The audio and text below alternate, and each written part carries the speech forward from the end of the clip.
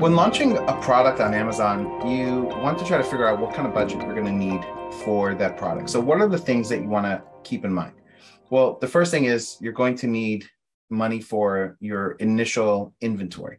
Generally, I recommend getting 500 units, 1,000 units of a product, depending on your production time. Are you shipping it by air or by sea and where you're producing it? But 500 to 1,000 units or perhaps more if you have a lot of confidence in the product. So you want to have a budget set aside for that. You also want to have budget marketing, right? So photography, graphic design work, developing your A+ content, building out your storefront.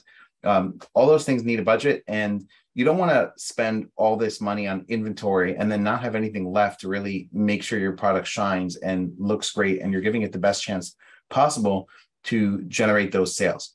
You also want to think about, when might I have to place a reorder for the product? So let's say you've sold through 300 units, 400 units, or even 200 units. At that point, you might need to reorder the product to make sure you don't run out of stock. So again, you're going to need to budget for that because the money that you've gotten in yet has not fully paid for all the inventory that you're going to sell. You need to budget money for your Amazon advertising. Initially, you can assume that most of your sales are going to come from Amazon advertising, and you need to allocate a budget towards that. The way I like to think about it is kind of working backwards and say, where would I like to have my sales be at the end of month one? So if I want to generate $10,000 in sales, and I'm assuming that the majority of my sales in the first month are going to come from advertising, then I need to think about, what is my conversion rate going to be? What average cost per click might I pay? And how many sales do I want to drive? And I'm going to work backwards towards the numbers of how much money I would need. I would generally say, any product you're going to launch, you're going to want to start with $50 to $100 a day in terms of getting that product going. But again, if you have sales goals of selling 10,000, 20,000, 30,000 a month of a product, you're going to need to be more aggressive, as a lot of your initial sales are going to come from advertising, since it's going to take you a little bit of time to start gaining organic momentum. And then later on, you can assume you'll have a higher organic sales. So for example, you might assume in the beginning that your tacos, your total spend compared to sales might be 40, 50%.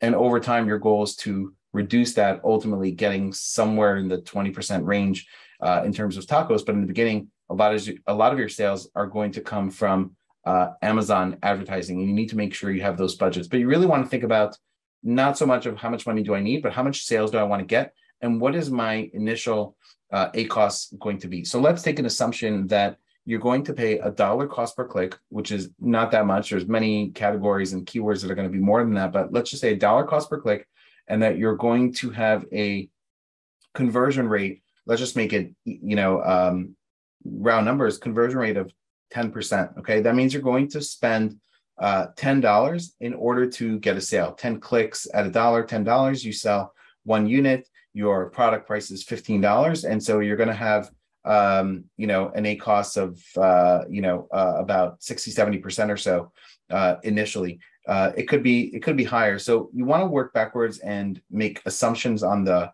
numbers based on good educated guesses. You can also go into Seller Central, add the product, put in keywords, see what the estimated cost per click is, and get a better understanding of where you're going to be. But don't assume you're going to have high conversion rates when you don't have reviews yet. So the whole game is really to, one, differentiate your product as much as possible, so you're not just fighting for reviews and price, and two, building up enough reviews until you become relevant. And depending on who your competitors are, that may be 100 reviews, that may be 1,000 reviews if you're in a more competitive niche.